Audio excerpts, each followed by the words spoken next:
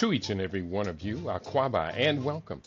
Welcome to another round of the Conscious Roster Report here on LIBRadio, LIBTV, here on livinginblack.com. My name is Keidi Wadu, aka the Conscious Roster. Weekday mornings, you and I get together live. We come at you from 9 a.m. Pacific time. That's 12 noon Eastern time, 5 p.m. GMT, and 8 p.m. East Africa time. We get together with you and we deal with culture, consciousness, historical perspective. We deal with entertainment, economics, education, health, labor, law, politics, religion, family, conflict, future studies, all areas of human interactivity and human development. Today's date is Sunday, the 21st day of June. Happy Father's Day to all of we who do adhere to our children and move into the future. Happy summer solstice. This is the first day of the summer solstice, and it is a pleasure, absolutely a pleasure, to be with you on this sacred day in ancient Kemetian cosmology. What a joy it is to be with you as we celebrate everything there is to celebrate in this beautiful world. I am looking to see Baba Junious will be joining me here in just a second. And see, Baba Junious is in the house, and so we're clicking on his receiving to you, Baba Junious. It's a pleasure to have you in the house, and let me just give him a moment while he turns on his camera and his microphone. And Baba Junious, we do have you in the house. I hope you can hear us very well. Yes, I can. Great to be with you. What a pleasure it is to be with you. And you know, Baba Junious, I was eagerly awaiting the new internet service to have been delivered Friday. But Friday they sent me a message and say they had been delayed. So our signal is still perhaps a little sketchy today. I hope you can hear me okay. Yeah, I can hear and see you well. Wonderful. Well, we're going to do the best we can with what we've got and what we have. As African people on this planet, we have an abundance growing up here, living in America. We do have an abundance, and I think we should come to appreciate that, Baba Junious. Well, no matter where we are, we should be appreciative of the fact that we are alive, that we have the God force in us, and we should make it our top priority to strengthen the God force so that we can discern why we're here, what our purpose is, and make a major contribution to the collective. That's what Ubuntu and Ma'at are really all about. That's right. That is so wonderfully true. And keeping that in mind, here on LIBRadio, from time to time, I am called upon to debunk mythologies and deep beliefs that African people have held on to.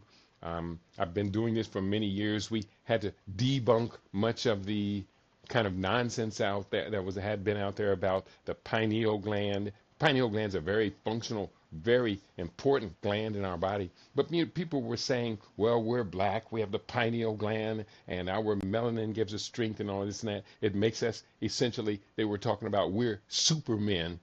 Then I would ask the question, well, if you're Superman, why do you get your behinds kicked in so many places where just simple logic, common sense would give you better direction? You know what I'm saying?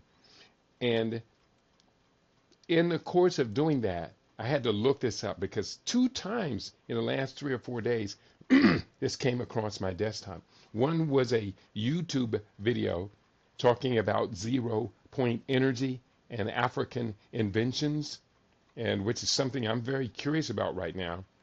But they brought up the name of, what was the name? Maxwell Chikumbutso. Are you familiar with Maxwell Chikumbutso? No, not at all. I think you may be.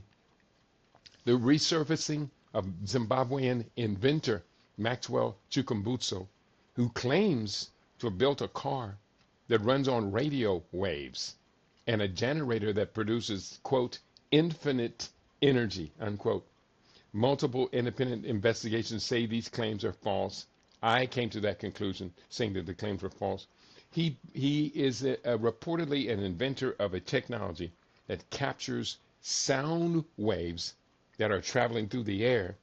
And with the capture and the conversion of these sound waves, he says he claims to have been able to empower a car which they built in Zimbabwe, as well as other technologies. And again, you were unfamiliar with Maxwell Chikumbutso? Right. Not familiar with his name or his Hmm. work. You are familiar with his work, though. No, I said I'm Oh, not familiar with his neither. name or his work. Okay. Well, the whole idea of 0 point energy, a term which most of us are unfamiliar with, it basically means infinite energy or energy from the mass, from the matter. That idea has been always been challenged, even challenged when Nikolai Tesla, who was a brilliant genius with many very important patents, when he brought it up, saying that ultimately he could capture this energy from the ether and convert it. Of course, Nikola Tesla's ideology or philosophy or hypothetical philosophy for capturing that energy was from a completely different place than Maxwell Chikumbutso. Maxwell Chikumbutso says, well, there are these radio waves constantly emanating all around us, and that's true. He says we can capture that with this device and turn that into usable energy, even to the point of not only powering a car, and when you think about these energy waves, there's not enough power in them to be able to power a car going down the road, but that he would also use that same technology in the car to power a whole household or up to 10 different households. Pretty wild claims. So it came back up 2 times this week. One time it came up this week. One of my associates sent me a link today. Here's the latest update on Maxwell Chikumbutso. And it just pointed to his personal website and really had no information on it, no revelations. There were supposed to have been a number of universities and other groups that were set out on the course to validate his work, and yet not one validation of his work has appeared other than just YouTube promotion of Maxwell Chikumbutso. He even had his photograph taken with the Zimbabwean president at the time, and I can't recall his name right now, but I got it here in this report. But he had his picture taken with the Zimbabwean president, and the Zimbabwean government has now removed Maxwell Chikumbutso's name from any of its websites. President Mnangagwa, the president of Zimbabwe, met with Maxwell Chikumbutso, a Zimbabwean inventor, on January 28, 2025. So my question really becomes, why are we so gullible to hold on to this stuff, not even attempting to verify this stuff? We are too often subject to hyperbole, to promotion of ideas that don't make logical sense. There is a lot to question about being an American and being in America and American government and their policies. A lot to question. But why are we so gullible for the simple stuff, Baba Junious? Well, I think one of the reasons it appears that we're gullible is because we come from a totally different, uh, for want of a better word, knowledge base. Indigenous people recognize that there's much that is undergirding the seen. We call it the unseen or the spirit world.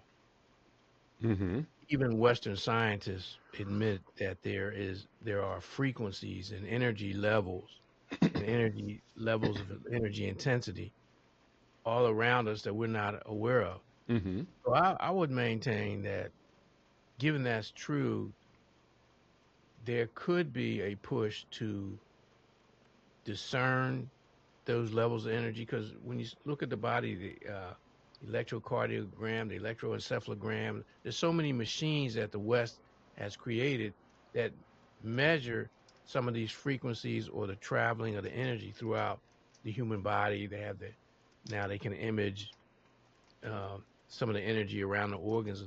So I say all this to say that there's a very real potential, the potentiality to discover and even maybe channel some of these energies. Now, diviners, seers, sorcerers, and other people have claimed and demonstrated that they could manipulate uh, the energy. You know, you have a whole metaphysics, and many people have done that. The whole notion of alchemy. Mm-hmm. So that's real. That's something that we have demonstrated, and I think that's a classic core belief of African or indigenous people. But we just don't have. We've lost that memory of how to do a lot of those things. Now, as far as being gullible, I mean, we're all subjected to outrageous claims Mm-hmm. every minute of the day. So you can't really criticize our people for that when they believe all these claims. I mean, the advertisers and they hire psychologists and Mm-hmm. psychiatrists and uh, anthropologists to help them promote and produce their economy. I mean, the greatest liars out here are the advertisers. I mean, Mm-hmm. look at the stuff that we take for granted that is deeply ingrained in our psyche. That's just not even true. Mm-hmm. Yeah, I do agree. So Um, it's not just black people being gullible. They have a whole industry mm-hmm. that has been created and designed to dupe us and to bamboozle us. And hoodwink us. Right. Yet I'm gonna Snooker us. I'm gonna push back a little bit against what you just said. Not that it's not credible. It is credible. We can see evidence of everything you said all across the way. But African people, because of our experience with Western culture, we should be the most skeptical of everyone, of all ethnic groups, of anything they say. Look at how we got here. Somebody got us on the boats. They had to whip us to get us on the boats. They stripped away our culture, our knowledge. They stripped away everything and put in place this religion to rebind us to what they want us to do. You know, we should be the most skeptical of all people. And it's not, Baba Junius, it's not like we don't have conscious thinking minds and the ability to examine facts and come to determination, are they true, yes or no? But our Afrocentric psychiatrists and psychologists have told us, and we see it, Mm-hmm. how what they've done to us. So not only did they take away our names, our culture, they made every attempt to reduce us to beasts of burden, to dehumanize us. And Mm-hmm. for indigenous people and African people to be fully human is to be spiritual. And so a lot of what they have done, they've brainwashed us, they beat us, we've been traumatized. Again, a couple of weeks ago I mentioned how amnesia is a result of trauma. Mm-hmm. It could be a physical trauma or psychological trauma. And what does amnesia do to you? It demoors you from your culture, your personal and collective uh, uh, existence. There's large swaths of your memory that are gone. You've lost connection with people. You can't remember things. Mm-hmm. And so this is the type of situation we find ourselves in. We are in a war. And when we discuss these issues, go back to Bobby Wright, menticide, Mm-hmm. a deliberate destruction of a people's mind. This has we have and we are experiencing this. This is on a real tip. Well, have African psychologists or psychiatrists, have they collectively led us to a better place? Personally, I think it's the culture, the go back and fetch, the Sankofa, that is more effective at leading those of us who are separating from this Western hegemony, this Western, what's the word, a specific word, but this Western menticide, I guess I will just use that word. There are African steps that we can take. Why are our people so adherent against, compared to all other ethnic groups who have to deal with these people? Why are we so inherent and so gullible? All right, just look at all the other groups. Mm-hmm. You have, particularly when they come into this culture, except for maybe the Mennonites and the Amish, Mm-hmm. they have their own, they cling to their own culture. Everybody else tries to fit in. Mm. So so when they brought the Chinese were brought here to be laborers, but Mm-hmm. they weren't subjected to the type of beatdown that Africans were. That's right. So when we look at our beatdown, the force, the sexual abuse, the psychological abuse, the the the whole idea where they wanted us to negate our very essence. It wasn't just okay, wiping away our memory, because most of us, when we talk about Sankofa, that is a lifelong, deeply intense process. Mm-hmm. As We is may mine. think we may think that, okay, well, I'm doing this. Even those Africans, Afro-Americans, as you call them, who have embraced, say, an indigenous African culture, they still have residue of Urugu in their psyche. We It's haven't, embedded in the language, isn't it? yeah, and we Mm-hmm. can't escape it. And so we might say, well, we're recovering Negroes, and we are, but we're in a culture. It's almost like being a fish in a fishbowl. He's comfortable in the water, because that's his natural habitat, but it's only when the water gets so filthy that he's aware of it and it begins to affect him that the fish actually pays attention. Otherwise, he's pretty much oblivious as long as he can get his needs met. And we're like that fish, or the proverbial frog in the boiling water. Mm. We're just pretty much cooked. Over the years, I have acquiesced to fade to black. I don't Mm-hmm. believe that it is totally inevitable, but we're approaching that point. We're approaching a point of no return. That's right. And if you remember 10, 15 years ago, I would argue, my point was, well, we're all sons and daughters of the Most High. We have the God force. We'd have this, we'd have that. Well, yeah, that's true. But look at how they have diminished our consciousness of that, Mm-hmm.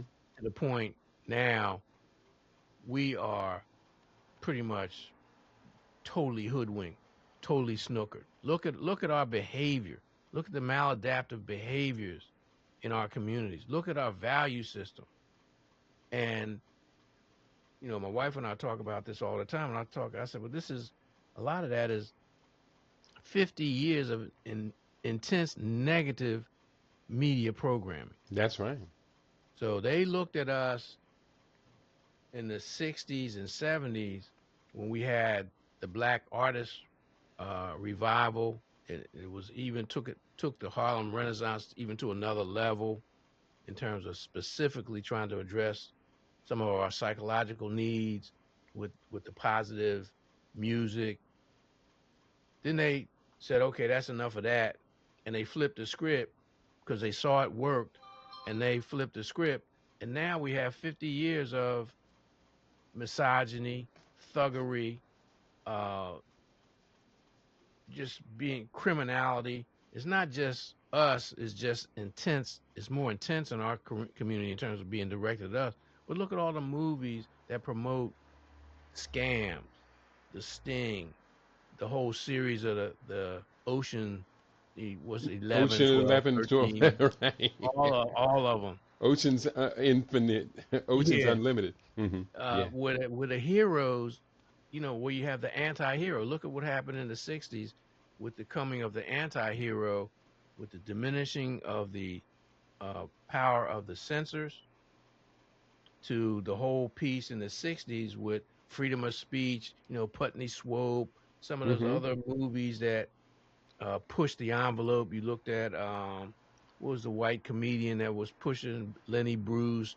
They started Mm-hmm. pushing the envelope, Mm-hmm. and unfortunately, Richard Pryor is looked up to because he pushed the envelope, not Yeah. because he was a brilliant storyteller, Mm-hmm. because he pushed the envelope. So That's right. now you have people who are less creative than he is, who are not as talented as he was telling stories. Now they're just vulgarity machines. It's That's right. just, and so when we look at our language. Yes, we've embraced the European language, but we also contribute mightily to, they call it slang, but it's a form of language that we contribute to it. But look at how we've embraced a vocabulary that is so vulgar. Now, there's always been profanity because we were around the lowest level of whites. We weren't. Yeah, even if you were in the so-called big house, you were Mm. around Urugu. Look at, they would call them white trash, and how their language, how they talk, and all that kind of stuff. We are totally immersed in that, Should despite our best efforts. yeah. Your best effort is my best effort. Yeah. Should we be pushing back with all of our energy, all of our might against the degradation of the culture that we have assumed? My short answer is yes. But most of us, when we think of culture, our culture has been our creativity and our culture has been hijacked. Just look at what has happened in, say, 100, let's say 200 years, where certain groups, we were always creative. They took away a lot of our things. So in New Orleans, you had Congo Square. So they let our people let off steam there. So there they could, and because it was the French and Spanish, as opposed to the English, they could have the drums and some of the instruments. Well, in the English colonies, they prohibited all of that. Mm. Later, after the Reconstruction, we started moving around, and when you seriously look at what we call culture, our creativity, how did the blues become popular outside of our community? Mm-hmm. Other people came, and when the new technology came and they could record them, who profited more from that? Us and our artists, or our creatives, or other people? And so one of the downsides of that was that became a standard, and people began to emulate that because they had it, it was on a record. Mm-hmm. But now it's on a record, it's on a video, And it's it's on. and it's become theirs. They have adopted it to the point now you see the young blues musicians are pretty much white guys and Yeah. white Mhm. girls, etc. While But that's it been is since the '60s, though. that's right. Janis Joplin and all them, what those groups, they began that in the '60s. I had a Mm-hmm. friend who used to talk about it. He wanted me to go to the concerts. I said, man, that's white people. He said, yeah, but we don't have access to our own. And Mm. he was partially right. Um, Again, look what they did to the conscious rappers, the that Gamble and Huff, Curtis Mayfield, Nina Simone, Earth, Wind, and Fire. There's a whole list of artists who did socially conscious music. And that was primarily in the '70s. And then you had the conscious rappers. What happened to them? They Mm. all of a sudden there was a tsunami of negativity. And so Common, KRS-One, uh, uh, Public Enemy, X, all those guys got pushed aside, pushed to the margins. Mm-hmm. You know, they emerged from the margins, asserted themselves. People were rallying and buying this stuff. All of a sudden, they're pushed to the margins again. And replaced by these devil worshippers like Snoop and Right. NWA, Right. etc. Yeah, but here's the thing. I understand what you're saying is very logical, and you're detailing it in a very well, and it complements what I have written about, and I do believe it. But if we do not push back against this degeneration, degradation, and its sources, identify, if we don't apply the best minds we have, we're going to lose everything. We're going to lose everything, lose our children. Now, let me just say, I don't have any disagreement with what you just said. yeah, and let me just take a moment here and greet our listening audience who is tuning in. First of all, for Africa One, she's always first to tune in and to greet us, Hotep Mastermind Panel and Global LIB family, willing all a healthy and uplifting solstice. This is the day of the summer solstice and fasting. Yes, this is the first day of the 21-step program that I am leading online, and I'm hoping by the end of the show we can talk a couple of people to join us. Brother Shabaka is in the house. Greetings and happy Father's Day. Father's Day, he spells it. I like that. To all of the Babas in the house. And then I put in the question in the chat, are we as Africans too gullible in decoding Western, quote, science, unquote, and that means religion too? For African rights, our gullibility is persistently evident by our adherence to non-African religions and rejection of African spirituality. And Shabaka writes, yes, to be gullible, to being gullible. Yes, there must be pushback. Stand with a straight back, and no one can ride you. I like that. Stand with a straight back, and no one can ride you. That's a pretty profound thought. Yeah. But how many of us are seeing that model before us? How Mm-hmm. many of us are seeing? There was a time when there was resistance percolating underneath all of the oppression, even in the worst of times. Mm-hmm. It was an element of resistance. And then that resistance make the people stronger for resisting. Right. And Mm-hmm. they made a commitment, just for example, in the modern year, the 20th century going into the 21st century. And I've been watching these documentaries on Netflix and looking at their point of view. So you had people say a situation where America goes to war, joins the Pan-European War that they call World War One. Mm-hmm. Du Bois encourages black people to sign on. Mm. I suspect he was encouraged to do that because of the people who were actually in control of the NAACP. Mm-hmm. But that's a whole nother story. That's a good story too. We'll tell that another time.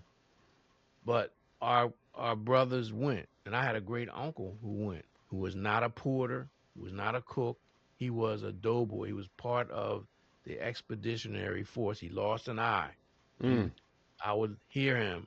He was one of those old guys, and he believed that children should be seen and not heard. So I would be around and just listening to him talking to his peers or other relatives or other folks, what it was like in those trenches over in France. They came back to horrific violence targeted against them. Mm-hmm. And you also had the economics situation where anytime, and we're seeing it now, anytime there's an economic tension and strain, the people who are catching hell take it out. They don't take it out on their elites. They don't get the pitchforks and tar and feathers out. They take it out on somebody else. It's usually immigrants. It's usually black folks. That's right. So we've seen all of that. You see this thing going into World War II, where people said, in order to galvanize black folks to fight for a system where we said we were second class citizens. Now think about that from a logical, rational point. And we talked about this last week when we talked about game theory Hmm. and rational players. Well, unfortunately, a lot of the players aren't rational because we've Mm. been beaten down psychologically. So Hmm. what they came up with the double V. They wanted a victory over fascism, and then they wanted a victory over what they call the euphemism of American apartheid that they call Jim Crow. Hmm. Came back determined. Look at all the initiatives that a lot of those returning GIs started because they saw what they could do. They had Hmm. success as in that tank brigade battalion, that the uh, even the Tuskegee Airmen that didn't go overseas, they didn't send the bombers over there. It was just the fighter pilots. Hmm. But just the fact that they proved to themselves that they could do it when they were told they couldn't.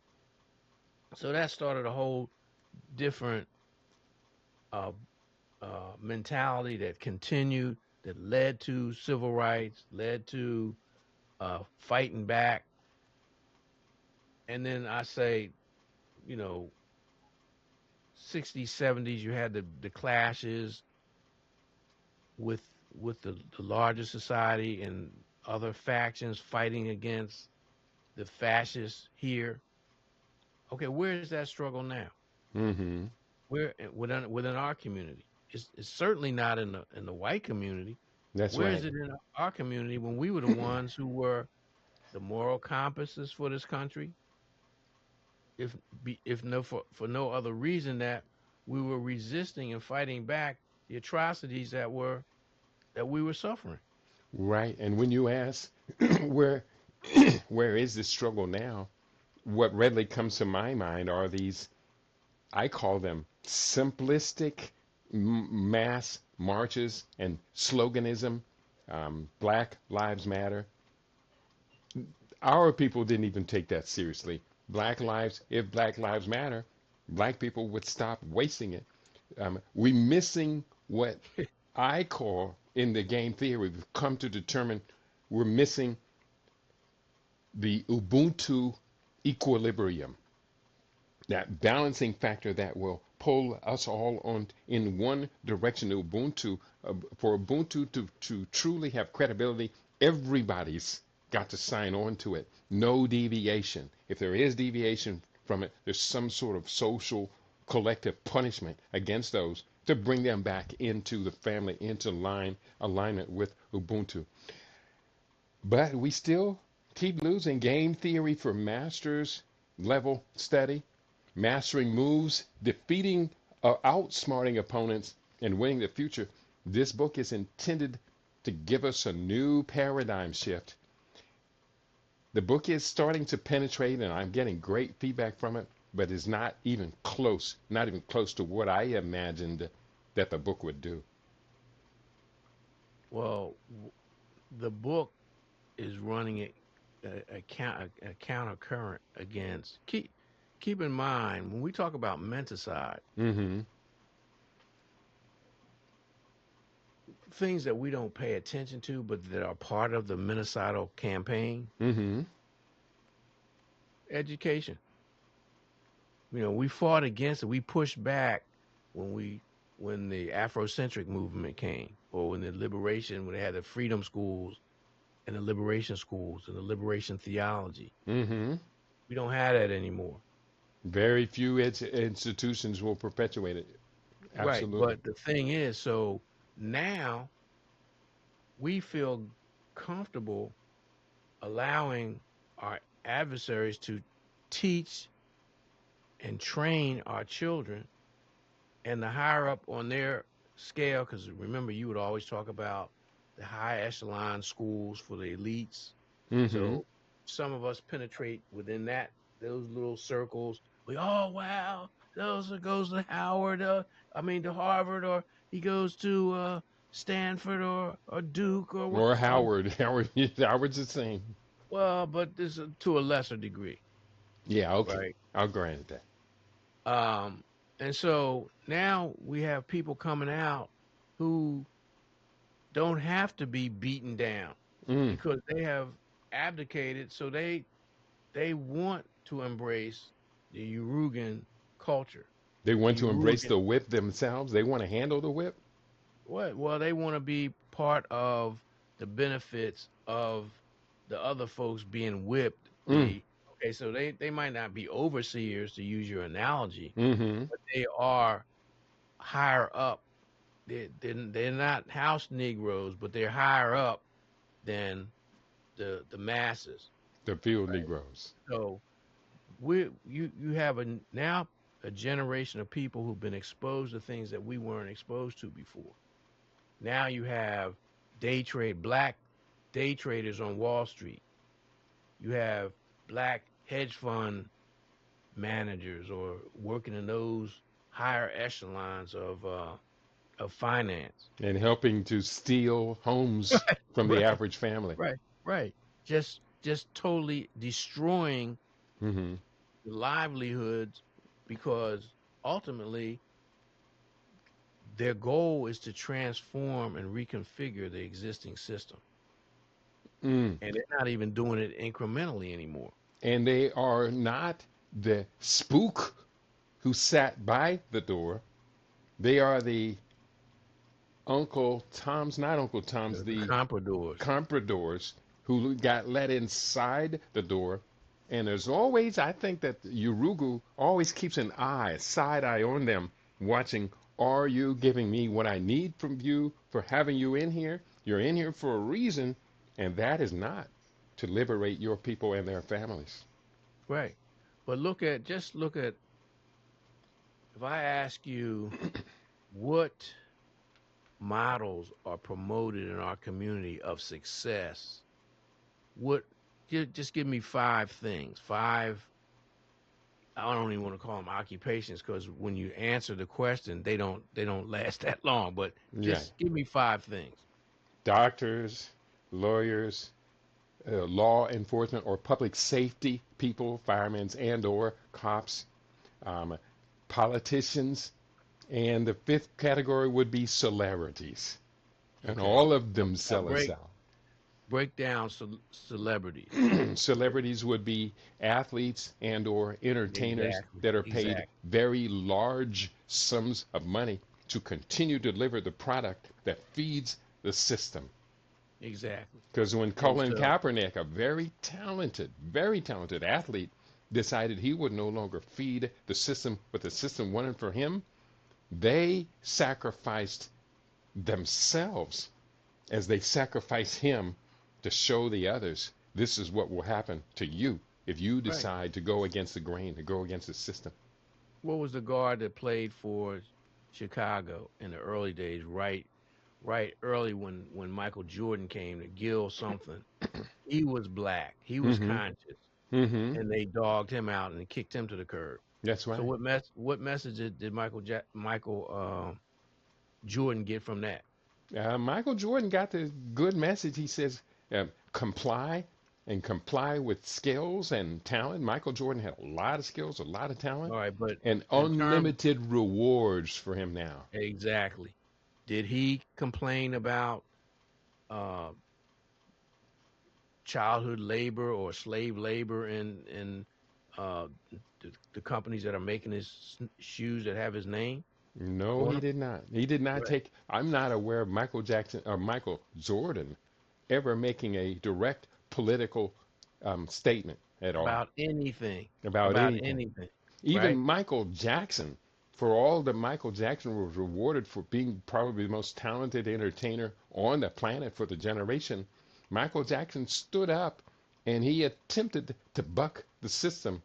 Some have even speculated that that caused much of his demise, etc., much of his problems. But Well, we're going to give him credit. Michael Jackson was a very intelligent man. right. Well, I maintain that he was very astute, and what got him into trouble because they would cover up if he was a pedophile, they would cover that up, because what we're seeing is Urugu on that level is totally, that's part and parcel of the culture, their quote unquote culture. Yeah. What got him in trouble was being astute enough to buy the Beatles catalog, Mm. Elvis Presley's catalog, all those catalogs that were going to generate him money and his family or his heirs money in perpetuity. And they said, Mm-hmm. "Whoa, wait a minute. We can't allow this to happen." So notice that the people who, from my perspective, and I know we're going all over the barn Mm-hmm. here, but these are life lessons for us. Mm-hmm. Michael Jackson was the victim of that criminality on a larger scale, but so was Sam Cooke. That's right. So was Otis Redding.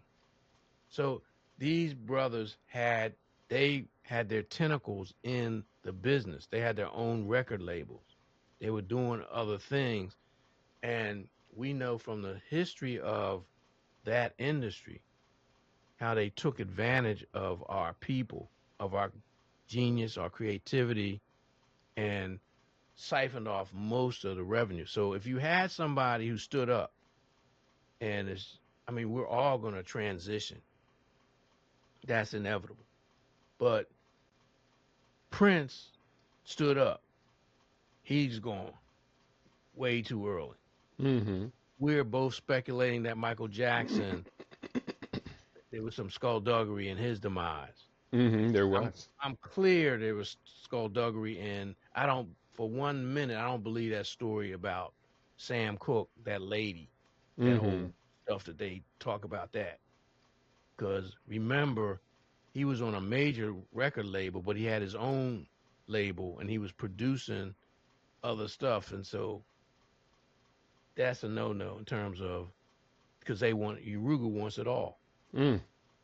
So again, we're looking at when we look at why we're in the situation we're in, it goes back to just the example of the plantation, breaking the buck, dogging out the sisters. And that whole process, they didn't do it in isolation. When they was major punishment to be meted out, they made everybody watch, Mm. right? They didn't just do that to us. Go back a couple of 100 years prior to that. That's what they did in their own countries. They were so good at it with us because they had practice doing it to their own people. Mm. Their own people try to, they have, selective memory loss. They don't want to go back there. They don't want to think about that. They want to think that they're uh, getting the benefit. This is the American dream, that they're part of this whole process, which was a deliberate move by the leaders, particularly early on when the blacks and the so-called bonds people or indentured servants merged together, and sometimes it was the native indigenous people who came together, and once they against the rulers or the representatives of the entrepreneur class back in Europe. They didn't come. They sent managers for the colonies to run the colonies, but their number one objective was to make a profit. Same thing with the corporation. Don't care what you have to do it. Make sure our shareholders turn a profit. You can Wow. slaughter a zillion people, uh, deface and despoil the environment, but as long as we turn a profit, it's cool. Yeah. Well, we find ourselves now at the point someone used to say, and I'm not going to use the language, that you either um, defecate or get off the pot. Yep. So at a point, it does become our primary responsibility is to our children's generation. And as today on Father's Day, we are appealing to all of the fathers out here in our community. Don't raise children to perpetuate our steady, slow decline. We need to raise a generation so radical, so revolutionary that in one generation they can undo 80 years or more of this slow, steady cultural, economic, and biological, biophysical decline. We can do it. We have the power. We have the knowledge. Do we have the will? Where is the will?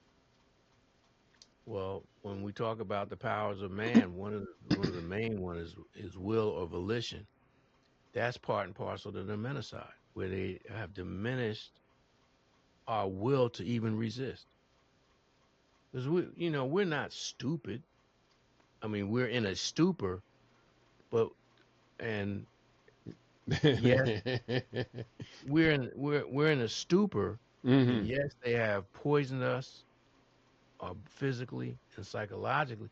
But again, the God force is still within us. We can tap into that at any time we choose, like the book, Fukuyama's book that I shared with you maybe 2 weeks or so ago, Hmm. where he talks about that. We could we can do that. It's just we don't have the will. You and I have demonstrated that we have access to the will. Yes, and there are many people who have said, "Okay, we like what you're doing, and we're Hmm. gonna we're gonna be a part of that, either through watching on a regular basis or Hmm. being supportive of what you're doing, And being helping to supportive spread of the word. That's right. right." And yes, the greatest oak starts with a seed. I like So that. that's a process. Hmm. But one of the ways, people change, and I've studied this anecdotally and you know academically. People change for two reasons: internally or externally. Internally is you have that aha moment, Mm. and you say, "Oh, well, wait a minute, okay, uh, let me do this." Or internally, and I'm talking about intuition. You could have a dream, whatever. You come to some awakening, Hmm. then you make the decision to alter your life. That's right. That is an executive decision made by the medial prefrontal cortex. The so-called third eye is an organic part of the brain that is able to examine the facts, look over the horizon, and determine the outcome of behaviors that are delayed, sustained, uh, delayed behaviors. Right. And not just over the horizon. Oftentimes it's looking beyond the veil, that intuitive, That's that intuitive, looking inside that of ourselves. you're right, and that divine knowledge. Mm-hmm. Externally, it's either the whiffum, what's in it for me? Mm-hmm. It's either punishment, reward, coercion, Or fear. it could be Fear. education as well. Well, yeah, It do go to fear. bring out that which is within. Well, but that's what we have in this country Mm-hmm. is not education. It's not educare. It's not Mm-hmm. bringing out our aptitudes. It's not bringing out or honing our talents and abilities. What education in this country is indoctrination. Mm. At best, it's training so you learn how to do something repeatedly so that you enrich the owners.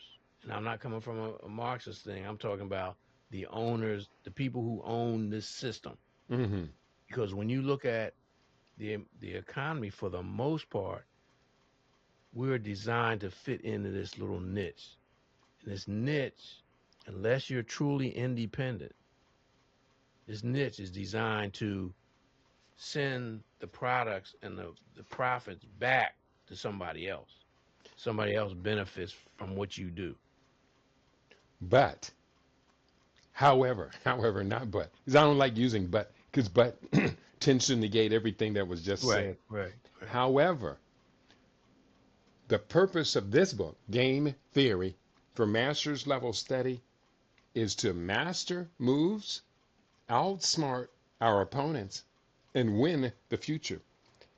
Are we capable of doing that, or do we just roll over onto our back onto our Okay. bellies and expose ourselves. Well, again, like I said, your book is a scholarly treatise Mm-hmm. that touches on a myriad of issues, examples, and gives a point of view Mm-hmm. that once people, like you start the engine and the car starts running and you can go with it. Mm-hmm. Well, unfortunately, in our community, and I'm not making excuses. I'm not saying it can't be done. Mm-hmm. But what we have to do when we talk about game theory, you have to look at the playing field. Mm-hmm. What's the playing field look like? Who are the players? Who are the players behind the scenes? Who are the movers and shakers? And unfortunately, there is a lethargy in our community. There is an anti-intellectual bias in our community. There's a laziness in our community. There is a situation where we've settled for less than. Mm-hmm. As Haki Matabuti talks about going from the pyramids to the projects, Mm.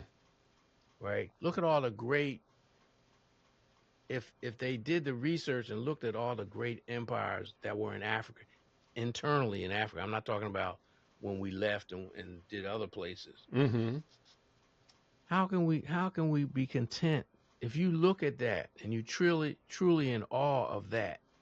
How can you be content to be in this stupor? Mm-hmm. I mean, that's again, like we were talking about last week, we talk about rational actors. Well, from my perspective, that's irrational, where you Mm-hmm. choose to live in squalor, where That's you right. choose to uh, turn turn away and allow other people to teach your children, where you choose to allow them to set a standard of debauchery and decadence and watch and not come up with some other way to reward the values that you want to promote. Mm-hmm. 'Cause that's our kids are making a choice. They might listen to you. They might listen to your life experiences and you're giving them wisdom and all of that. But if somebody else is offering them a way to make a living and That's we're right. not, Mm-hmm. who are they going to listen to? That's right. What's in it for me? Right. I did put into the chapter, and I hope you are still making good progress on the book. You've been reading it at a good pace. Chapter 16 is called Not that far Breaking out. the Game, Yeah, not Intervening that far. in Complex Systems. Now, let me give you the opening quote I used from Donella Meadows, the author. A professor of environmental studies at Dartmouth. She wrote, there are leverage points in every system, places where a small shift in one thing can produce big changes in everything else. The frustrating thing is that high leverage points are not intuitive. Complex systems tend to evolve into configurations that make leverage hard to see and even harder to use. Because the players who benefit most from the current configuration have every incentive to obscure its structure from those who might wish to change it. And so she talks about these leverage points. And I think you and I are evolving to utilize these leverage points appropriately, adequately. We're both journalists, and so for us, the leverage points would naturally point to using the media. But I contend everyone out there, because of their profession, their lifelong career, they all have an idea. We all have an idea of where these leverage points are, but we're not using them. So this question arises: what do you do when the game you are in is structurally designed to produce outcomes you cannot accept, regardless of how skillfully you play within its rules? That's a good question I think each of us needs to be answering. What do we do when we're playing the game, but we seem to not understand what the ultimate outcome of our Right. behaviors will be? I just wrote down how does the world really work? Mm-hmm. And if you look at our history, we've made those choices. A lot of people during the enslavement period simply ran away. Mm-hmm. There were some people whose response was to be the bad N-word. He was going to just be recalcitrant, wasn't going to go along. Mm-hmm. So the owners, quote unquote, saw there was no benefit in keeping him around. So they, that's where that term "ship him down south" came from, or to ship him to Caribbean. Just get rid of him. Mm-hmm. Yeah, and have him or her on my messing up my operation. Some of us left. We, because of our brainwashing, we think we just left and went to Canada. People went to Mexico. They established maroon Mm-hmm. communities. That's People right. went to Florida. People went into the territories, the so-called Indian territories, in an attempt to escape, even after enslavement, because the Exodusters, that was one of their things. We had thing going into the territories. Oklahoma was a territory. Mm-hmm. And so you looking at places like Oklahoma, Kansas, even Mississippi, because they had Mound Bay. They formed their own towns. That's right. So we've always been dealing with that. It's just that Urugu, they want it all. So most of even the back to Africa situation, and Marcus Garvey knew that most black people were not going to return that. What he wanted was to have linkages within the communities. Mm-hmm. So we could trade with each other, we could exchange ideas, and we could reinforce each other. His he was on the right track. His African Legion wasn't just symbolic. His thing, he knew that we had to have protection. It's just he didn't get to the point where they could that I'm aware of. I haven't seen anything where they were actually training with arms and self defense or anything like that. Yeah, they did from the UNIA a number of volunteers for Ethiopia's defense Right, against right, Italy at the right. beginning of the Second Global War, according to the Europeans. That was a very important component that did emerge from the UNIA. But no, from everything we understand, there was no domestic, really military structured organization where Right, they actually used arms training. right. Similar to the fruit of Islam. Mm-hmm. You're talking about a nation, you're going to have defense. Well, they did defend. They just didn't, as far as I know, they didn't have any arms training because they didn't Mm-hmm. want to attract attention to themselves. Mm-hmm. But you did have the Deacons for Justice and Defense. Mm-hmm. So I'm giving examples of responses to untenable situations. And what we have to look at now is, given the rapid changes in technology, what are our responses to Urugu's new moves?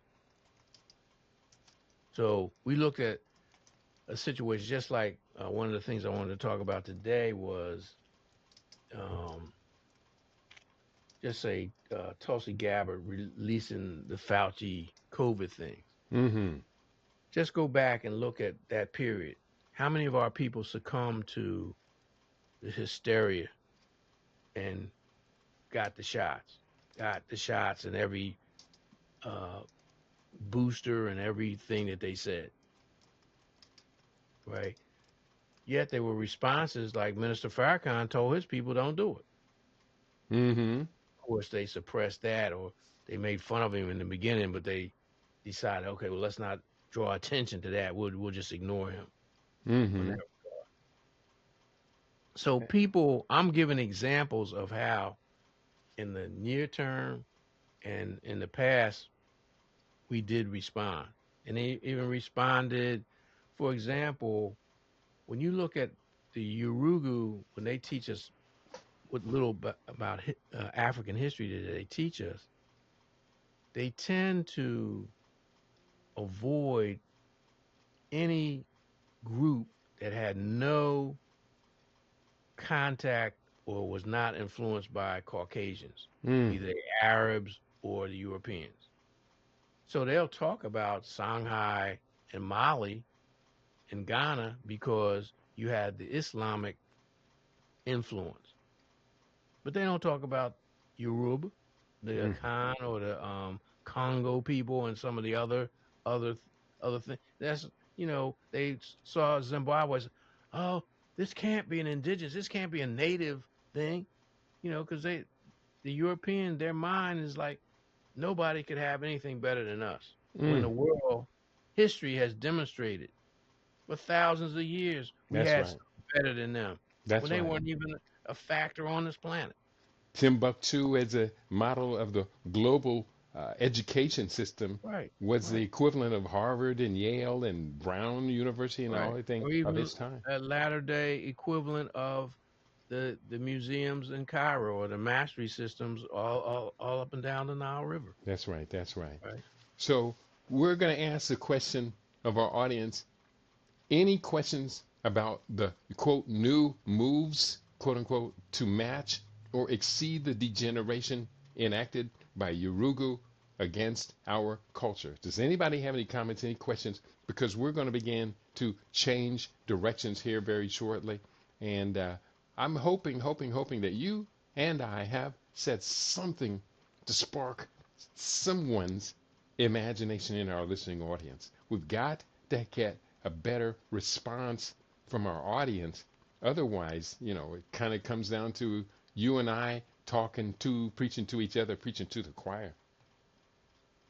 Well, I encourage our viewers and listeners to share their concerns, continue to ask their questions, can share information that we have not discussed so far today. Give us an alternative perspective within the context of resistance or being a rational actor in game theory, because unfortunately, because of your meter charges for every kilowatt that enters your what home, Amos even the Wilson ones talked you about, never the use. maladaptive responses to our oppression, a lot of the things that we've done haven't been rational.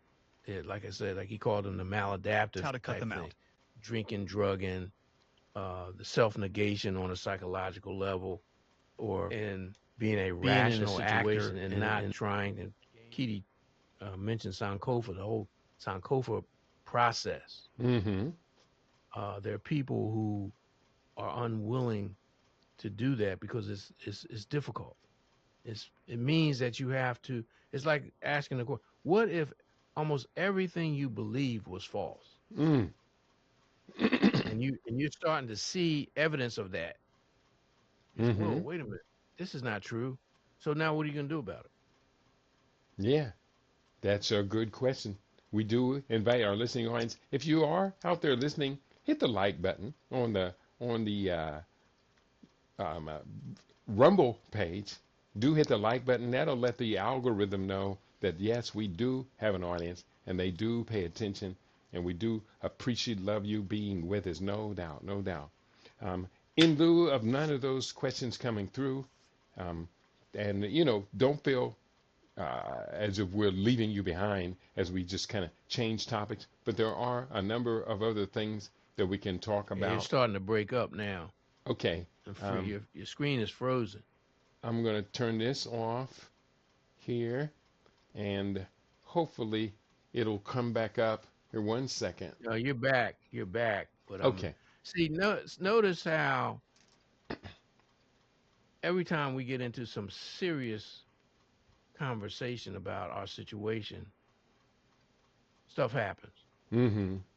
And yes, in this world, things do happen. Mm-hmm. There are obstacles. The whole success model, you have to overcome obstacles, beginning with your own internal obstacles.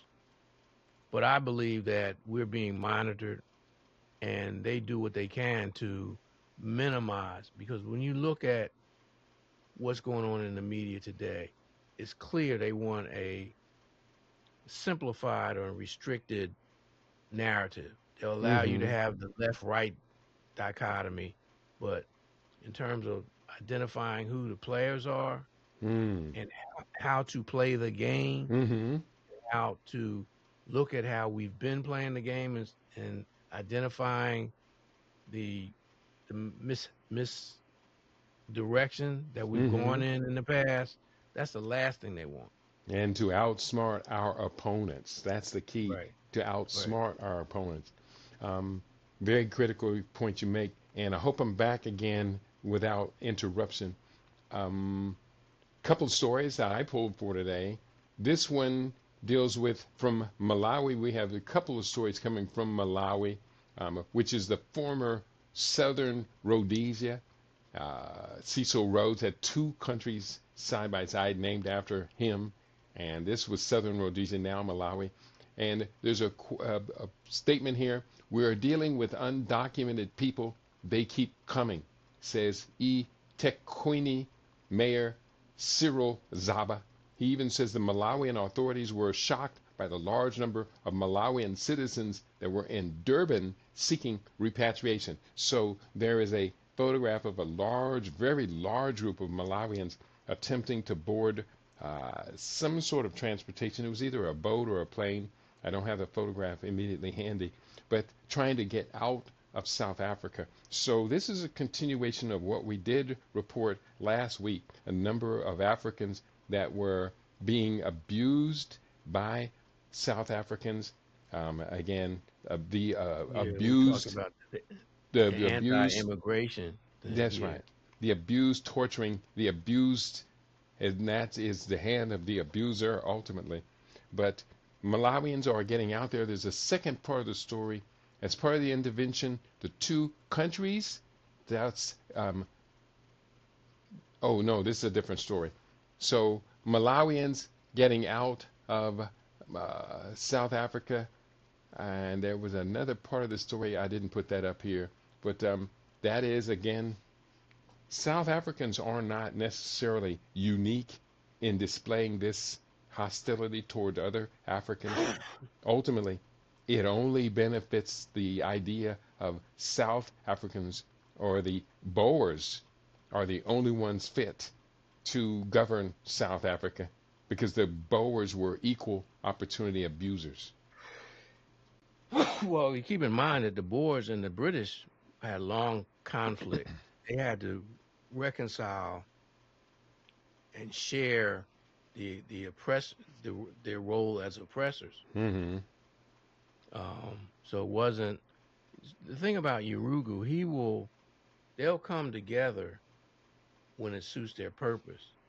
So they had to do that in that situation. Mm-hmm. But again, the mindset of the Urugu is what's mine is mine, what's yours is mine. Now I'll take it anytime I want. They just had a certain a balance between the British and the Boers, the That's right. Dutch. But do the South Africans need the Europeans, the Boers, the Dutch, the former British colonials, etc.? Do they need them to come back in and step in and take over? No, but that's what they're trying to do. Mm. Again, I mean, you have a book and you've had lectures, you've had lessons on the re-scramble for Africa. That's part Mm-hmm. and parcel of that, Mm-hmm. right? So, again, that's part of the game. Looking at if you isolate the continent of Africa, and just for an example, because we're really talking about a global theater, a global uh, chessboard. But if you isolate Africa, what you're seeing is an attempt to colonize and uh, redefine the imperialism that's Mm-hmm. there. And that's really to relink to extraction on a massive scale, Right. extraction Right. of everything. We even have the Pope, the Vatican, coming into Africa to extract what? They're harvesting souls of African people, because they understand our innate spirituality leaves us more vulnerable to spiritually based assaults. Right. Particularly because we bought into the Western notion or Urugu's notion of God and religion. So um, there are African people on the continent within the diaspora who will fight to the death to hold on to their concept of God, their understanding of God. Because there's still black people, even to this day in 2026, who are resistant to the notion of Yeshua being a person of color. Mm-hmm. Or Given, you know, given the racial makeup of the world, you know, thousands of years ago, they are still resistant. They think, you know, they bought into. Remember when we were in school and they taught us about the various artists, the flounders, and all the Europeans who painted.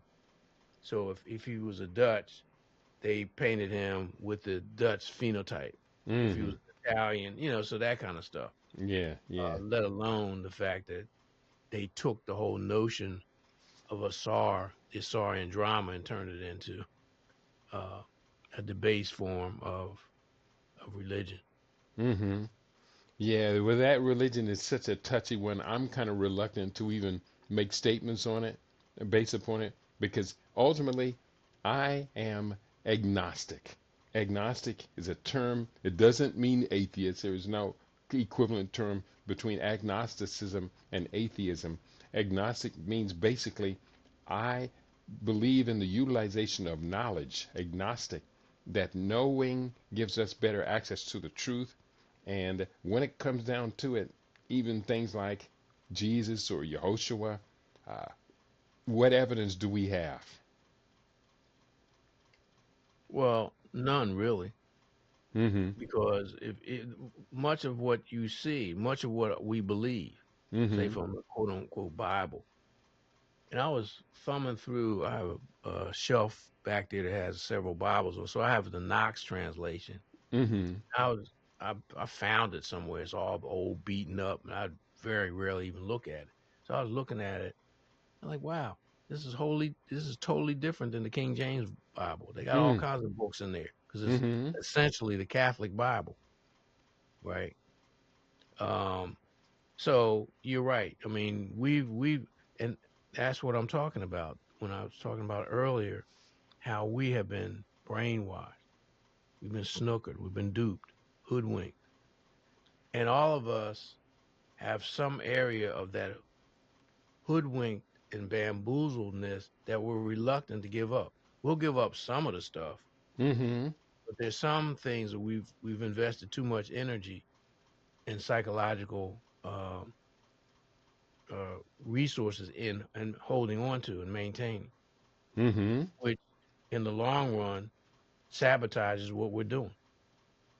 And this Mm-hmm. is what Bobby Wright talks about in that article, the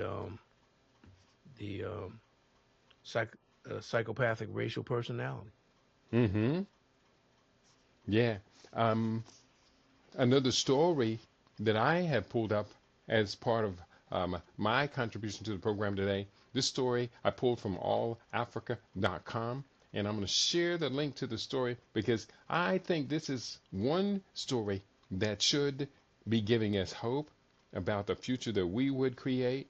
And I'm going to paste this link up for my Facebook family, but I'm also going to paste it up for our Rumble family. The story is headlined Ghana, Cote d'Ivoire align cocoa pricing policy in New Deal.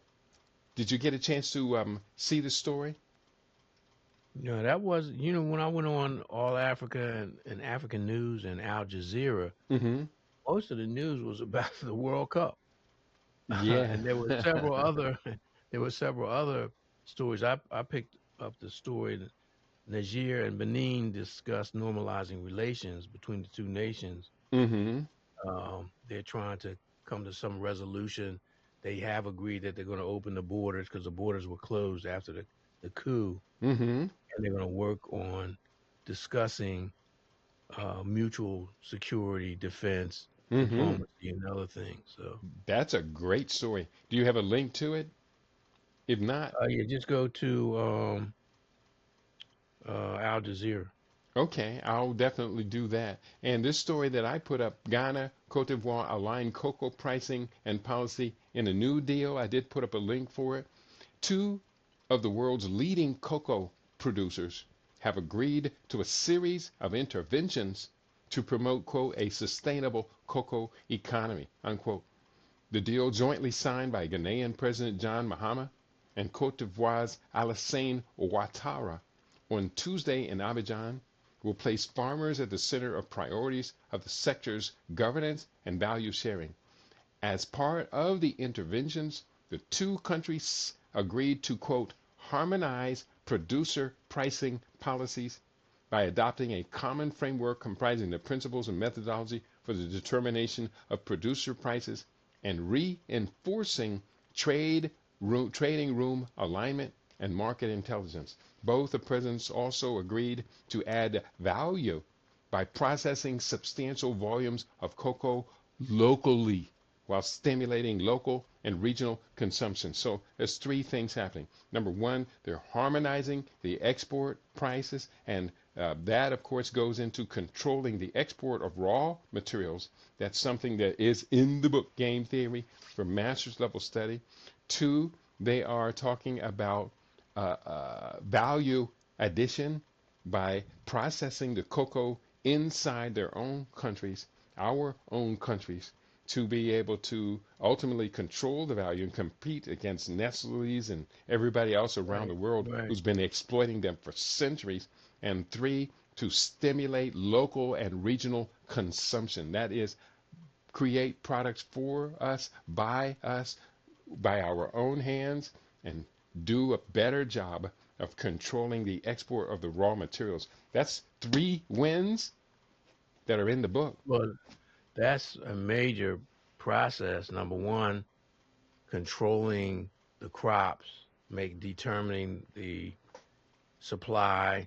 You're also talking about cultivating a domestic market, Mm-hmm.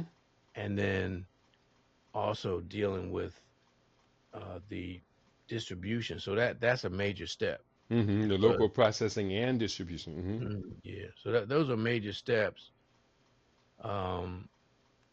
because all too often we have been the victims of just expropriation, where they just come in and just take our stuff.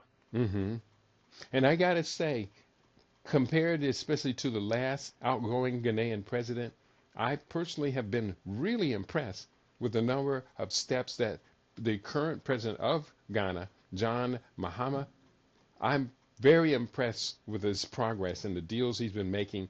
I'm not a big fan of Alassane Ouattara, because he comes in to power as a consequence of a French-led coup d'etat against the previous leader. But if he's going in the right direction, cooperating with people like John Mahama, then I'm going to give him credit for that. Well, again, we're looking at the re-scramble and an attempt to reconfigure the situation in Africa. Mm-hmm. For every step we take, they push back. And so you have the Sahel moving collectively to kick out the French. You have the French kicking and fighting, trying to get back in. And then you have the Mm-hmm. United States using its influence probably to try to supplant France there, under the guise of helping them out. Yeah. But and again, looking at that's game theory. That's Mm-hmm. how you're looking at how actors behave. Look at how they've behaved in the past. What's their pattern? Because we see this as a replication of what happened in Southeast Asia. Mm-hmm. The French and the Dutch got kicked out, and the Americans moved in to try to put themselves in that so-called vacuum. And so you Mm-hmm. end up with, Laos, Vietnam, Cambodia, Mm-hmm. that kind of And thing. fortunately for the world, the Vietnamese were able to throw out the Americans. Yeah. And now look at the brilliance. It's the absolute brilliance that's coming from the Vietnamese people. I do watch a number of different YouTube sites where we see progress in the Vietnamese people. Some of the sites are just absolutely bogus, but many of them show the absolute brilliance, the genius, the commitment to using as raw resources are available to them to turn them into brilliant outcomes. Sounds to me like the Vietnamese are convinced that they are alchemists. We turn that which is dull into that which is brilliant. Right. And also, they have come up, I think it's East and the East Asian something nations ASEAN. organization. Yeah. Hmm. So they're key players in that.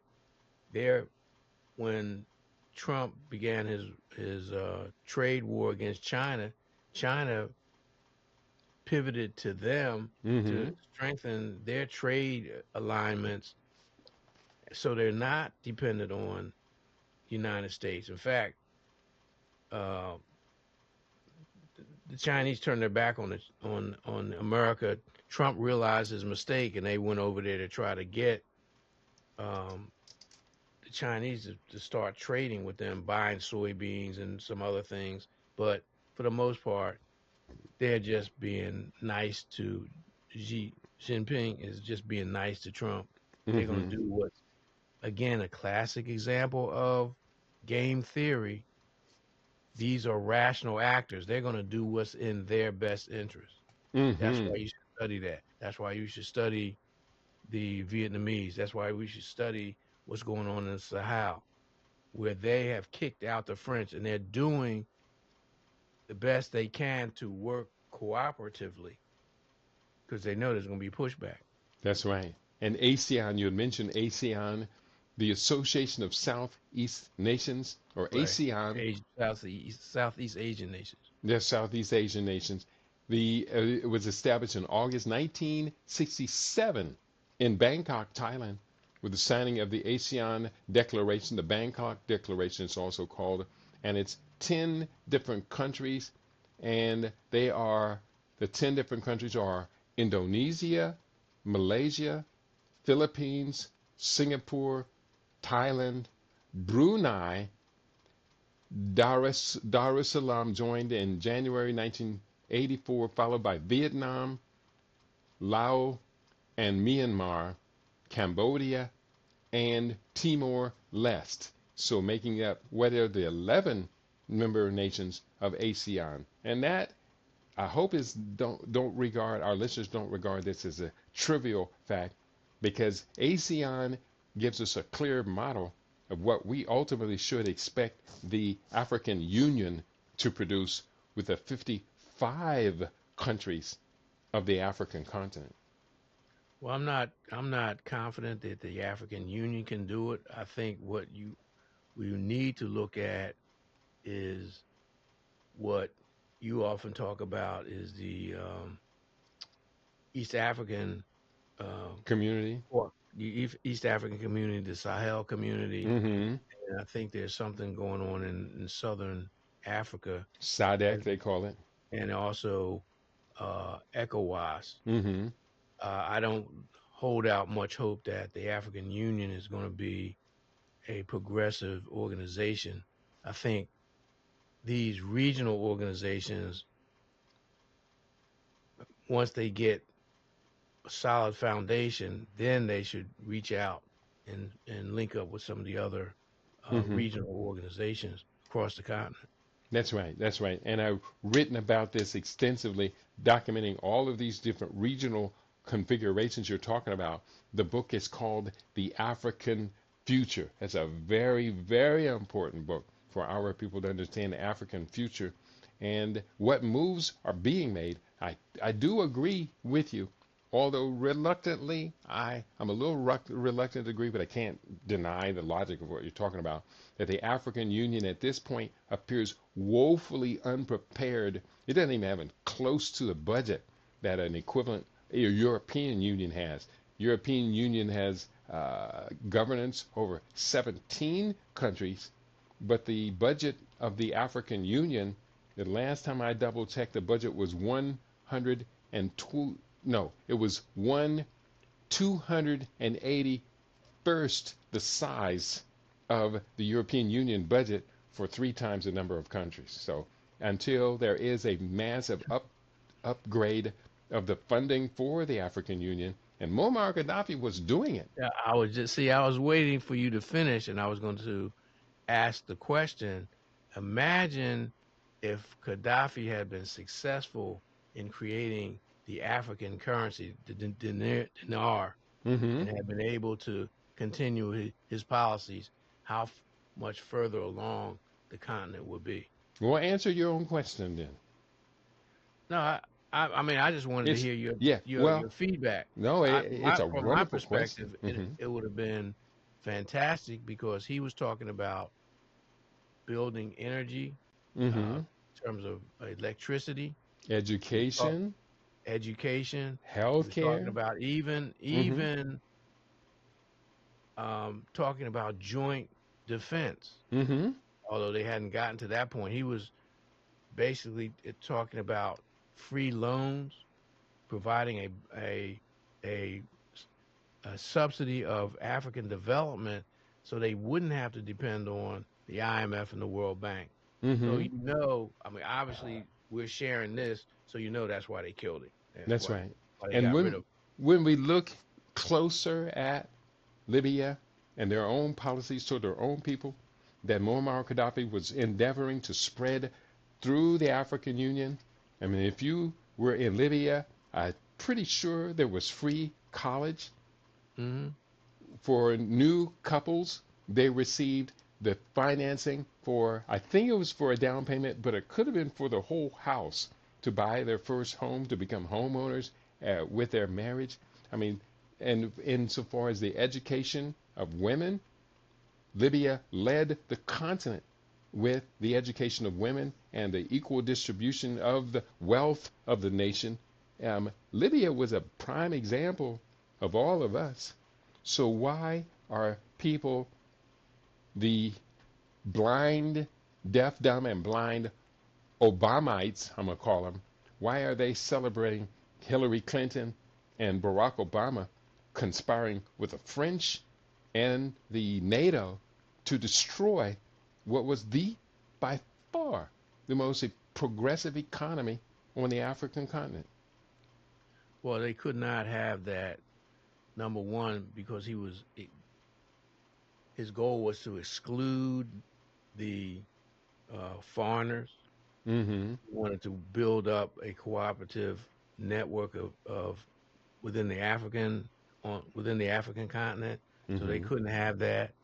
He was talking about establishing a gold-based currency, a continental-wide gold-based currency in the face of deteriorating fiat currencies like the euro and the U.S. dollar. So that he posed a major threat to them on that level. And he was also, I guess Keidi said, because he had raised the level of literacy, the access to education, he was partnering with China and doing mutual deals and exchanges, educational exchanges, and also resource exchanges. So quite naturally, they had to end that because they didn't want the Chinese to have access to African oil. And so again, this is a lesson in game theory, and Mm-hmm. it's right something that's right easy.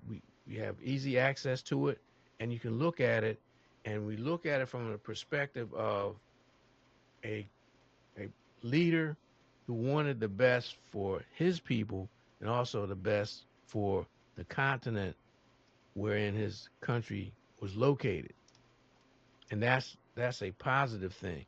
Don't go Mm-hmm. by all the negatives, all the adjectives that they use when they wanted to demonize people, because we're seeing it now. We see it still with this Iran thing, or anyone that the ruling class in America views as a threat or a competitor. They want you to demonize them and they want you to hate them so they can set them up to be targeted and eliminated, or in their parlance, neutralized. Mm-hmm. Yeah. I just did a real quick web search to look for 12 claimed economic benefits associated with Muammar Gaddafi's era in Libya. And these were, of course, mostly all tied to rising oil revenues.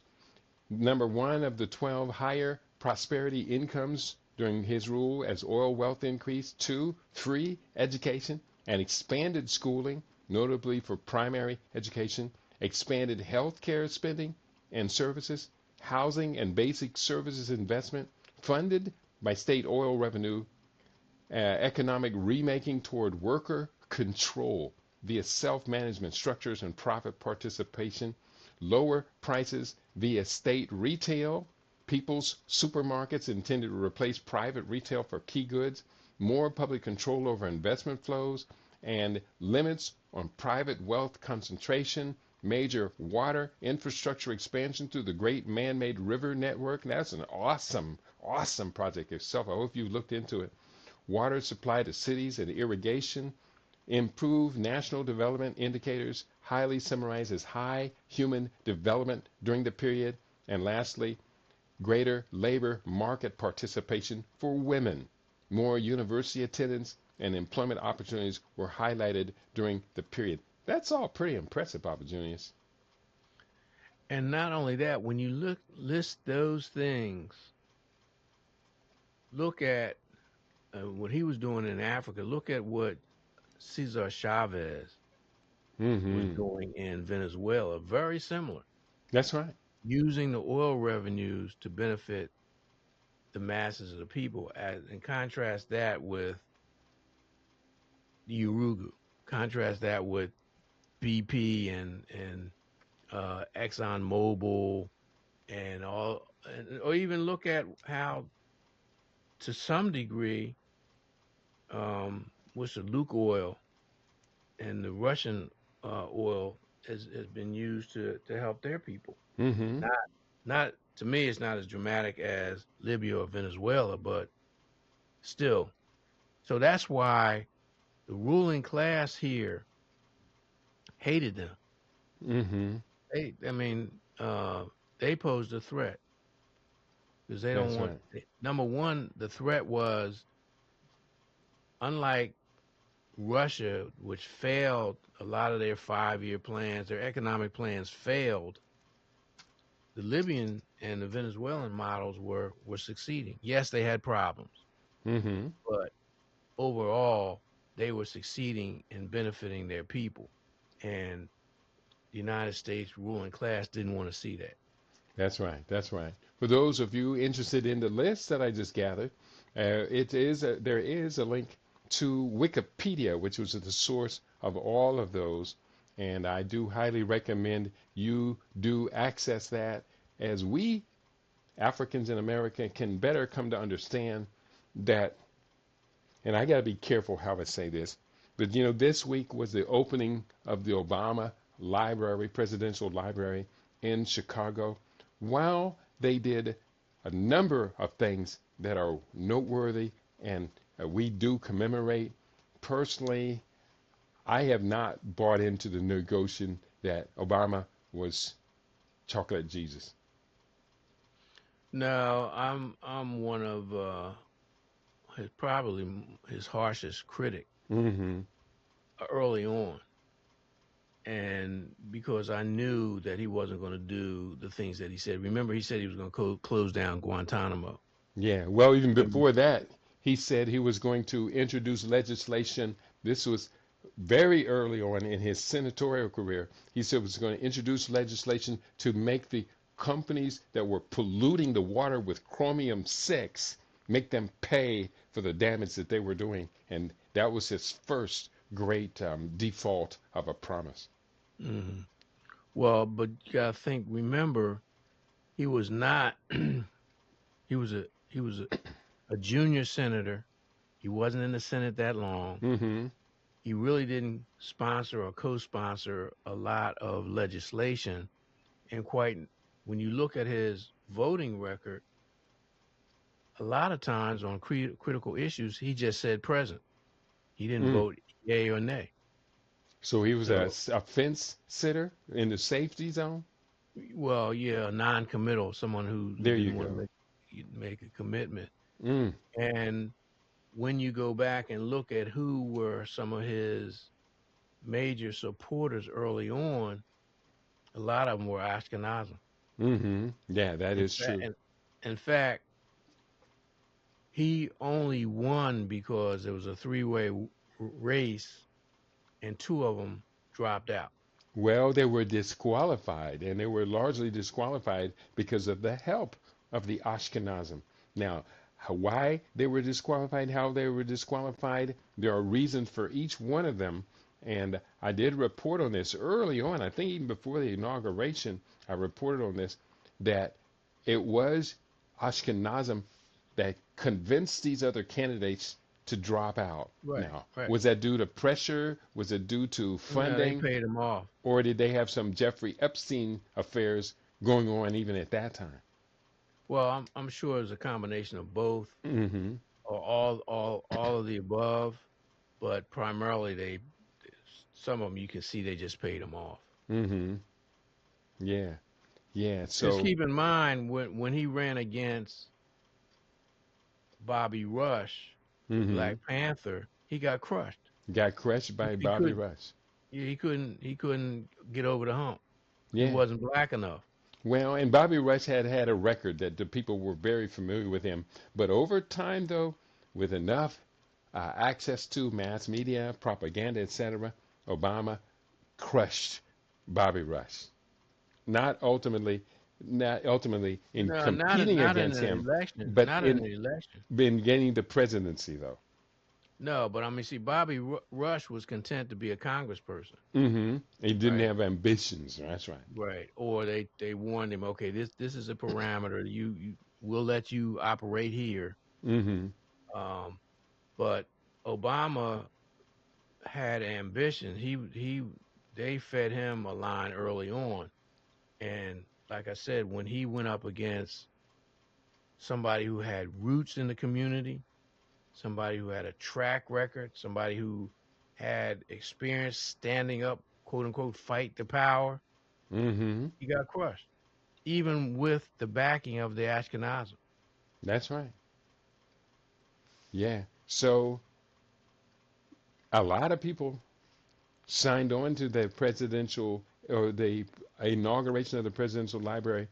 People sent me invitations to watch it, but I couldn't bring myself to watch it. I Yeah, did no, see some excerpts from speeches that were given there, and they were all pretty, but not necessarily going to change much of anything. Just another point of us as black people patting ourselves on the back for something we really didn't collectively do. right. But the thing is, remember Hal Cruz in The Crisis of the Negro Intellectual? He talked about the two themes or two patterns that were consistently running within the African American community. One was assimilation, and the other one was uh, the ethnocentric or national. He called it the nationalistic uh, bent, and he looked at economics from Booker T. Washington, Garvey, and then he versus A. Philip Randolph, uh, Du Bois, and a couple other the West Indian group that was, and this was in Harlem. And he's right. There has always been a theme to do for self, Mm-hmm. to have our own. And again, that's what the Exodusters were about. They were Mm-hmm. about, okay, let's get out from under this. That's what the Nation of Islam was about. That's what the New Republic of Africa was about. That's what, to a limited degree, the Moorish Science Temple was about, although they didn't really talk about lands so much. And I just, I don't see that dialogue anymore. Mm.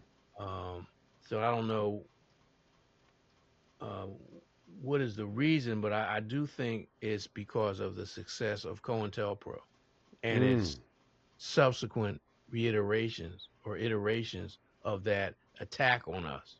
Mm-hmm. And Yeah.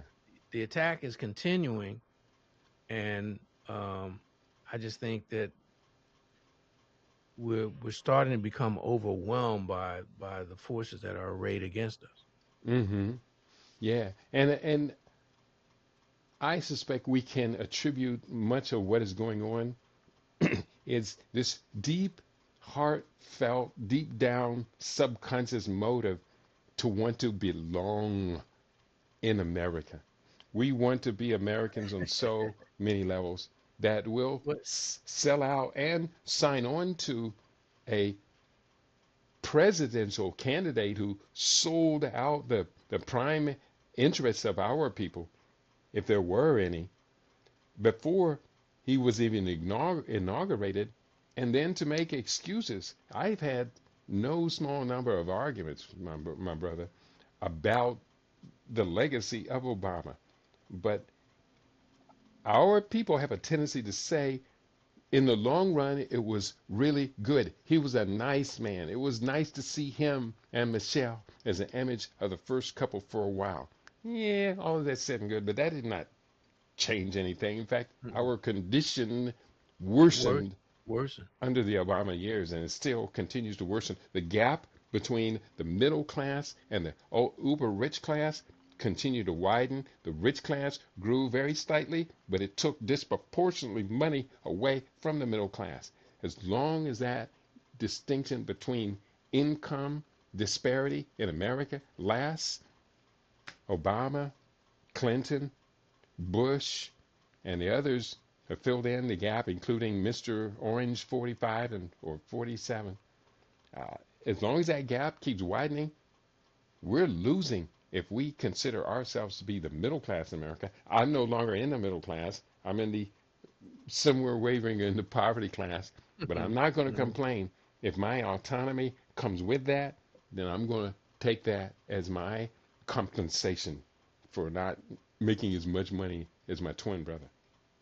Well, see, the thing is, when you look at the pattern, you had the Obamas with it. I mean, the Clinton Gore took. They put the nail in the coffin in terms of the old Democratic Party, the coalition between organized labor, civil rights, Mm-hmm. feminism, and all that. And they went over. They were like the benign fascists. Mm. They the same Clinton Gore replicated Nixon's Southern strategy or Ronald Reagan's Southern strategy. So Clinton and Gore were both Southern governors and they courted Wall Street. Mm-hmm. And I'm saying this only to say that Obama took their baton and ran with it. Mm-hmm. You talked about the income gap, economic apartheid. Remember what happened? Occupy Wall Street came in during his administration where the young people were taking over Wall Street, demonstrating, they're doing teachings. With the approach of the coming election, he initiated a nationwide shutdown of Occupy Wall Street. Mm-hmm. He Go sure back and did. look. Go back and look at the only he didn't shut it down in Philly, and I was dealing with them, going over there, interviewing them, doing stories on some of the things they were doing. The only reason they didn't forcibly shut them down is because Philadelphia began a project. They were around City Hall and they were getting ready to renovate the subway L concourse that's either underground or in and around City Hall. So they had to move them to make way for construction. And it wasn't where the police came in with the batons and the shields and beat them down. They gave them advance warning, told them when they had to leave, when they had to vacate the premises, and they did. Whereas Mm-hmm. every place else, they came in with the nightsticks and That's ran right, them in out. Seattle and Portland. Right. Even when a guy I grew up with and went to high school was the mayor of Richmond, Virginia, Dwight Mm-hmm. Jones, Reverend Jones. He sicked the police on the Occupy people in Richmond. Mm-hmm. Yeah. So yeah, all is not But you talked to what's the name of that syndrome where uh, the abused the Stockholm identify syndrome. Stockholm syndrome? Yeah, Mm-hmm. that's more of what it is than anything else. That's what I attribute it to. Mm-hmm. Yeah, a lot can And be the fact that attributed. he's he's melanated, so they really went nuts on that. Well, people like chocolate. So when you and I True, refer to true. chocolate Jesus, they're thinking about that milk chocolate, that tasty, rich, creamy taste in our mouth. because of the casein in the milk. And of course, casein is poisonous to people who are lactose intolerant. Right. I was just about to say people like it, but off a lot of us it's just not good for us. Yeah, that's right. Too So, much, or let's put it this way: too much of it is not good for us. yeah, or any of it if you ask me. I have a zero tolerance on all known toxins. Mm. We are 15 minutes before we have to wrap it up for today. Are there any other stories that you and I had planned on talking about today? Yeah. I wanted to just touch on. There's an article in the Guardian. The U.S. is bombing Somalia. They're using U.S. drones, so they commented on that. That was Mm-hmm. earlier in the week. The Pentagon says Grok AI was used to launch attacks on Iran. You can see that at the Hill. Grok, that's Elon Musk's AI project? Yeah, yeah. And then it's the ZAI data center in Memphis, Tennessee. The NAACP is saying it's polluting the water, the air, Mm-hmm. not the water, the air. Again, I'd encourage our viewers and listeners to do some research on the environmental impact of these AI centers. That's worse, far worse than they can imagine, let alone it's going to wreck the economies. The AI Well, that's data what's centers happening. Right, are right. causing up to a $500 billion the U.S. is committing to implementing these. It's ruining the water. They're consuming too much water. They're driving up the cost of electricity to households, where the data center will come into an area and use twice as much electricity for a And charge them relatively for small it. and charge the larger public. And Bobby Junious, I have been reporting consistently for about a month now that AI is not what it appears to be, Not at all. and we have not yet seen the appearance of advanced artificial general Right, intelligence, right, AGI. right, It's not right. even appeared yet. And when AGI appears, it's now presumed that AI is smarter than humans. Baba, the sky is going to fall. But not only that, see, people are looking at the environmental impact. Mm-hmm. That's getting the most traction on the grassroots level. And when I say grassroots, I'm talking about, well, again, the situation in Memphis. So you do have the NAACP involved with that, but it's mostly white folks who are Mm-hmm. talking about suburban white folks complaining about the degradation of the environment because of these centers, the rising temperatures in the area, the water, like you said, the water use, pollution, et cetera, et cetera. But again, we talked about a week ago or 2 weeks ago, the financial model for AI is taking a hit, It's major hit. never profited, never been No, profitable. and it won't be profitable, and it's to the point that Meta, Google, and some of these other folks are having to subsidize their losses. Mm-hmm. And my question is, how sustainable will that be, or will it be? Because now you're seeing they're asking Trump to subsidize that stuff. Yeah, well, ultimately, these big mega corporations, data processing corporations, they're really largely existing on the existence of free or low cost debt. And when we look at the structure of debt in the United States as it has evolved, these big corporations become big corporations because they collaborate with a system that increases the debt on the federal government, already surpassed now $38 trillion Trillion. Yeah. of debt. Mhm. And the thing about it is that everything that they're doing right now is piling on debt. Debt is growing at an exponential rate. At a certain point,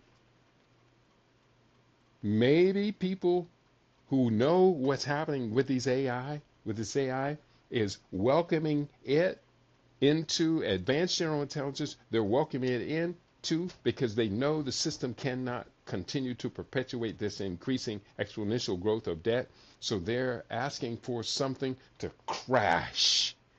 the global Well, economic order so they can put in a new one, a sort of the global reset. well, that's what's happening, and it's happening on so many levels.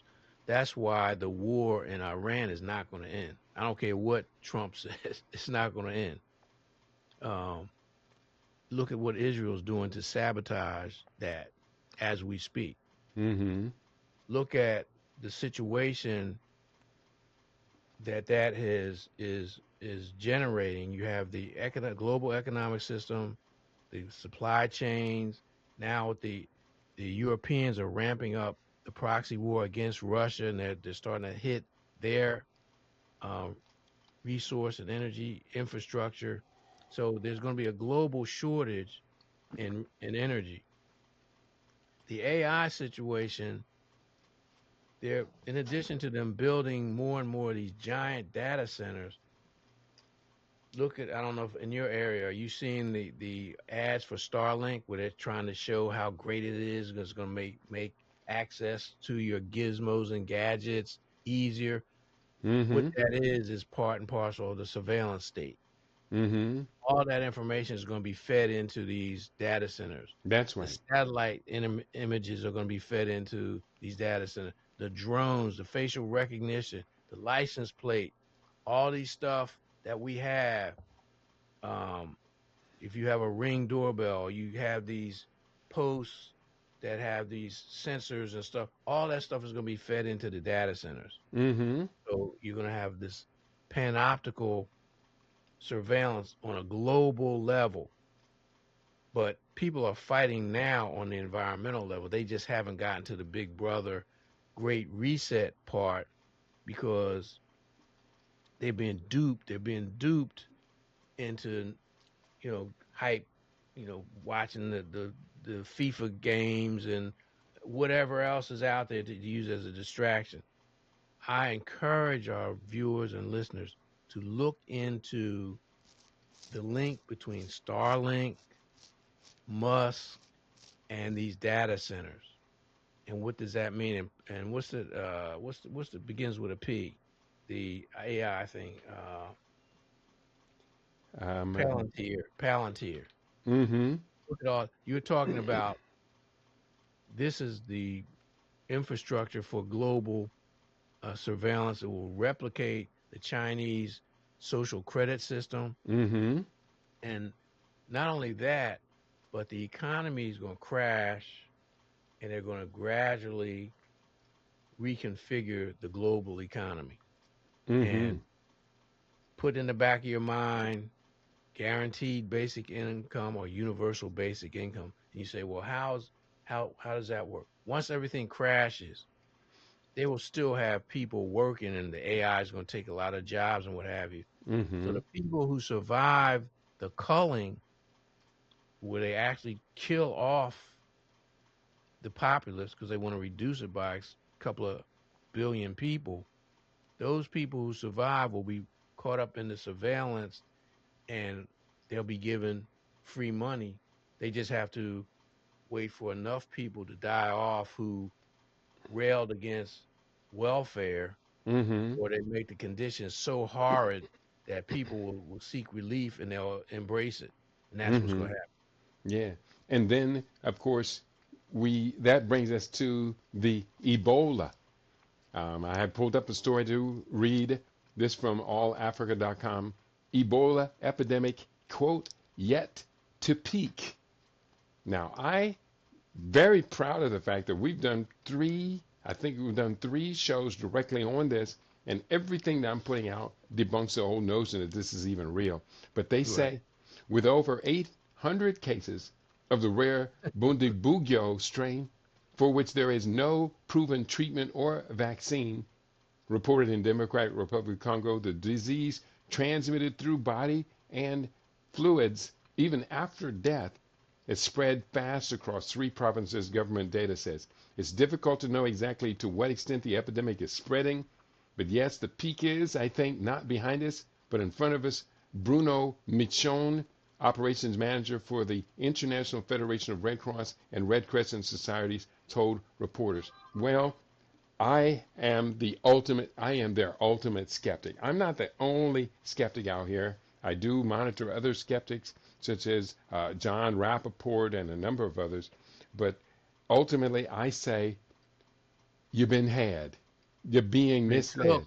You've been took, hoodwinked.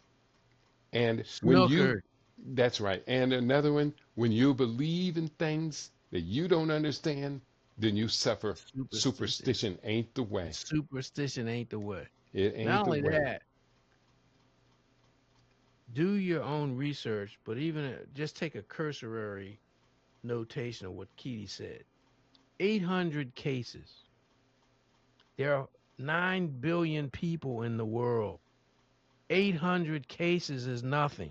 And It's 800 cases in fear, a country of 116 million. right? It's fear porn. They want to get you. And so you got Ebola. Now you got the worm that's supposed to be a flesh-eating worm. You got something else. It's all fear porn. They want to get you so afraid that you can't think straight. And then perchance they will have these universal vaccines that you'll be mandated to take to stop these. And it's really demonically ingenious. Mm-hmm. These pathogens. See, with 9/11, you had a country or these stateless actors, these terrorists. And they made us think, with the yellow and orange and red, there were terrorists around every corner, hiding in your closet, underneath your bed. So then they said, okay, we got to do better than that because that's wearing off. I know. Let's bum rush them with something invisible. These That's pathogens, right. That's these right. invisible pathogens they can't see, and there's zillions and quadrillions of them around, and so we can always come up with some stuff. And call them all viruses and name Yep, yep. virus. When someone says you have a virus, people naturally assume it's pathological. But when we come down to it, the overwhelming number of viruses identified as they are not pathological in humans. You have more viruses living in our gut than are viruses known to be pathological to humans. Right, Viruses are ubiquitous. Per every right. square meter, 800 million viruses fall out of the sky every It's day. probably a billion viruses just in this area, right, of the size of my phone. That's right. The other thing is, notice they never talk about our immune system anymore. It's always, it needs an external savior. These Got to have virus, that vaccine. these That's right. vaccines, gotta have the vaccines. Again, it's negation of our divinity. It's a negation of our humanness, humanity, because we're divine beings in a temporal, spiritual, a temporal, physical environment. Mm-hmm. They want us to be so afraid, so dependent, so snookered, bamboozled, and duped that they can just hurt us and manipulate us in any way. Resist. That's right. And as you say, it is also a negation of our knowledge about Right, right, biology, biologic. It makes no right, logical sense. right. None whatsoever. So that's our rant as we close. But again, tell some people about LIBRadio. Tell people about what's going on. Promote the books. Use this as a fulcrum. Use this like a diving board that can help you launch into more awareness. Do not succumb to the lethargy. Do not succumb to the fear. Do not succumb to the ooga booga, scared and you need Big Brother to come and save you. No, we don't. That's right. I do see a couple of comments from King Jason is in the house. The snot ball, he calls himself. There is no daylight between Israel and the U.S. A ruse by any other name. Russia is crazy for letting this go on this long. There are already 100,000 soldiers down.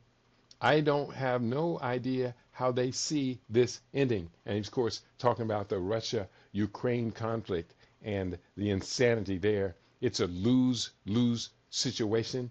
And to me, it was instigated by America United and the States. NATO. Yeah, the United States, and there is the Zionists are involved in it because Ukraine is where a lot of the Ashkenazim will come from.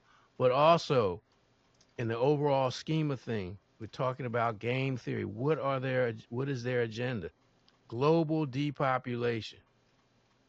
We're talking about these fake illnesses with a psychosomatic and what's the other thing? It's the nocebo effect. You can Hmm. literally scare yourself to death. You Mm. can literally create symptoms that you don't have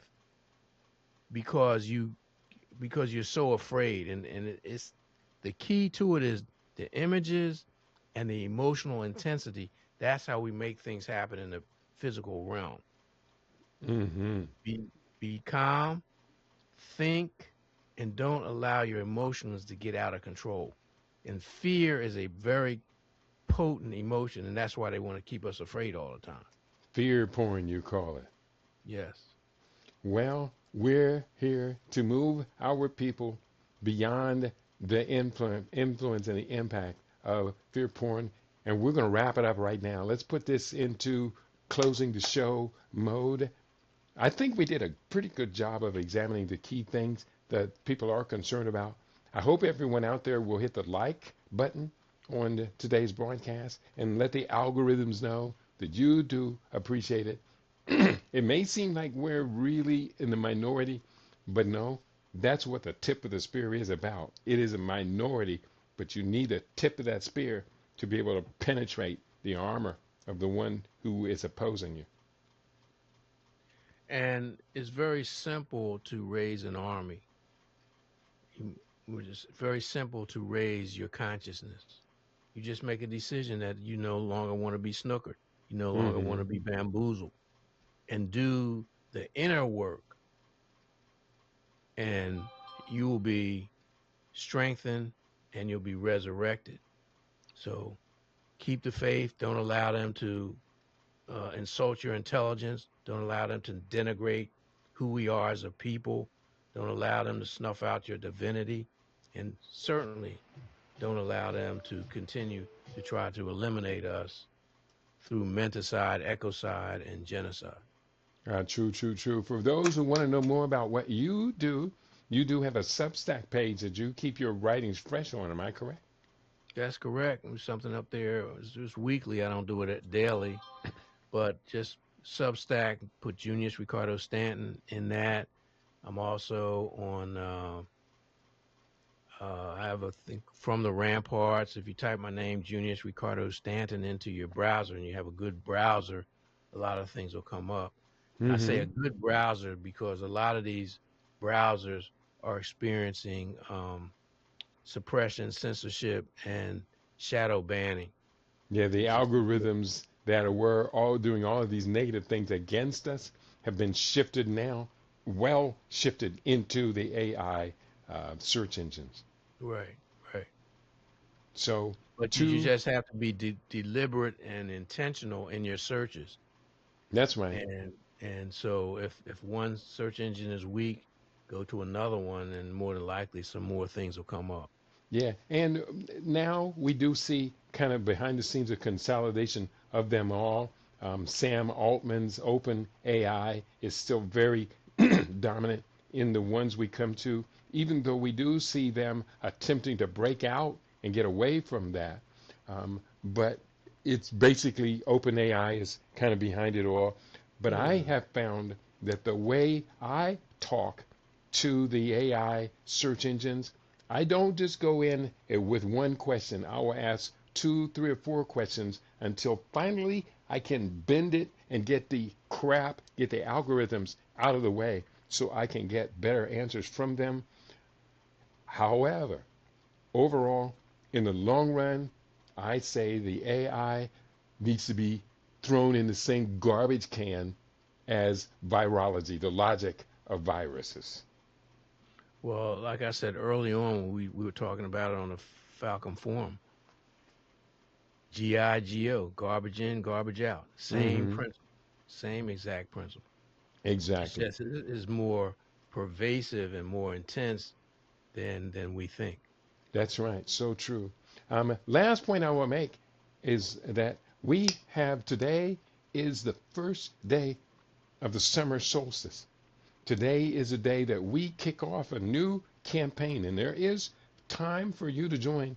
I would say for the first 3 days that the campaign is going on, it's a 21-day, 21-step long campaign, and I'm putting up a series of lessons that are going to guide us toward rejuvenation, a reboot of our biological systems, detoxification. We're cutting out all the old crap that we don't need to be carrying along with us, and also is going to incorporate the stem cell regenerative therapy that we had talked about. So I have 4 studies, 4 books. There are 2 books in the library we're using for it.